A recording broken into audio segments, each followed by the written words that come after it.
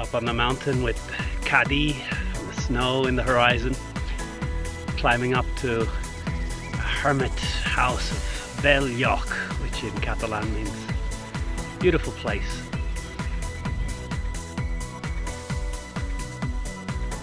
A couple of people in the last few years have told me of an idea of dividing your days into 3 types of day.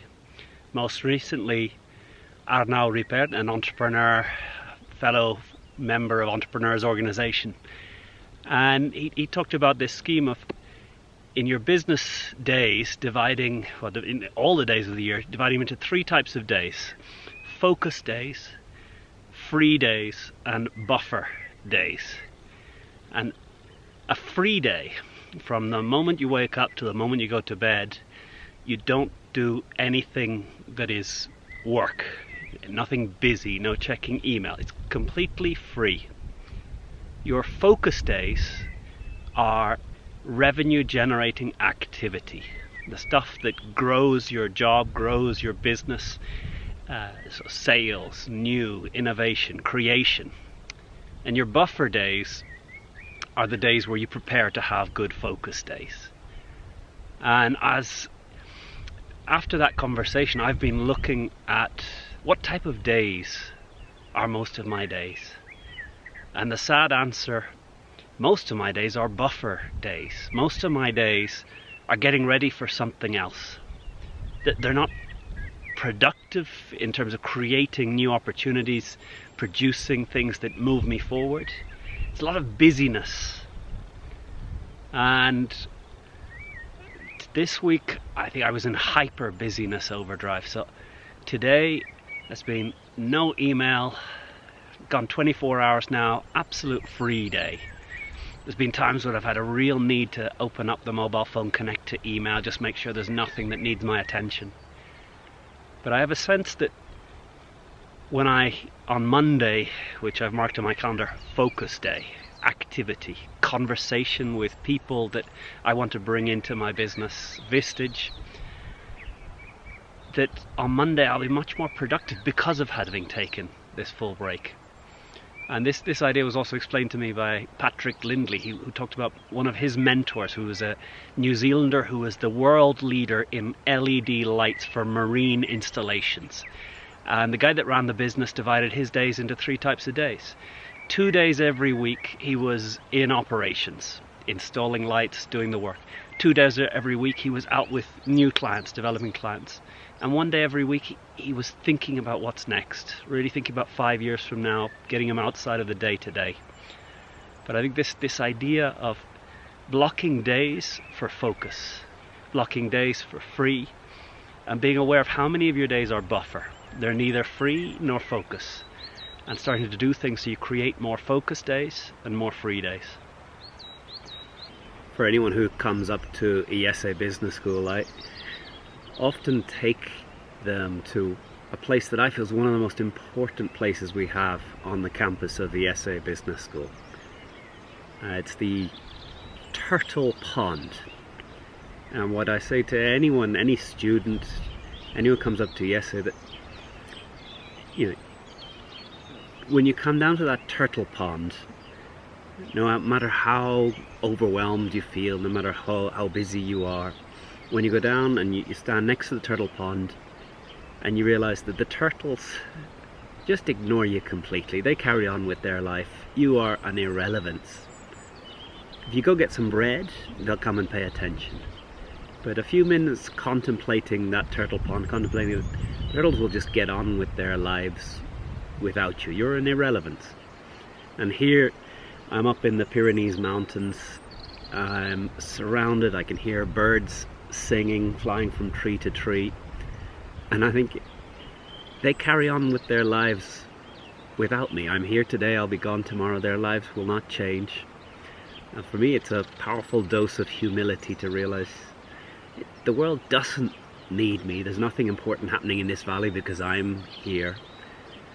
I'm just a little piece, a visitor in this valley, a visitor in this life, and I sometimes allow my own feelings of overwhelm and the fear that I'm not doing enough to get too great. And for me, coming and spending time in nature, watching the animals carry on with their lives, having the sense that for thousands of years this valley has been the same. The deer have walked the slopes, the wolves come down from the high mountains, the winter comes, spring arrives, summer passes, and the valley just carries on, irrespective of people and me. And for me, it's a very humbling, but something that gives me a lot of peace. And as I'm up here, one of my reflections is to find a way of spending more time in nature, because certainly over the last year and a half I've allowed work and busyness and the feeling of need to contribute, to be important, to get too big. And just this time in nature, away from the mobile phones. I haven't looked at an email, checked a mobile phone in 24 hours now. It's a very healthy balance. I remember Nando Parado was one of the survivors of the rugby team that crashed in the high Andes, and they survived 72 days up in the high mountains. And I've heard Nando speak twice. I think one of the most powerful stories that he told was after finding their way out of the mountains, walking for 10 days, finding someone, and finally the rescue. He and his father headed back to his house, and on the way down the street leading up to Nando's childhood home, they passed by their neighbor's house. And Nando's lost half of his weight, he's skinny, he's been through an incredible experience up in the mountains. And as he's walking to his house, they pass the neighbor who's known him all his life, and the neighbor's cutting the grass, just pushing this lawnmower backwards and forth. And as he sees Nando, he just says, "Hey Nando," and keeps cutting the grass. And for Nando, it was incredible, this feeling of for his neighbor, nothing had changed, nothing had happened. He was just saying, "Hey Nando," as he walked past. And Nando was having this huge feeling of, don't you get what I've just been through? And then Nando came into his house and realized life has moved on. His father missed him, but as with all things in life, he'd learned to put it into the past and move on. And I remember my father had a story of working at Accenture, and the CEO of Accenture for many years, George Shaheen, the office was the decision maker, was a really important part of the life of Accenture. And during the dot-com boom, George Shaheen was offered a massive opportunity to go to Webvan, one of the new internet supermarkets, and he decided to leave. And for my dad, this was a big deal, that someone who was such a part of the culture of Accenture, the decision making at Accenture, went.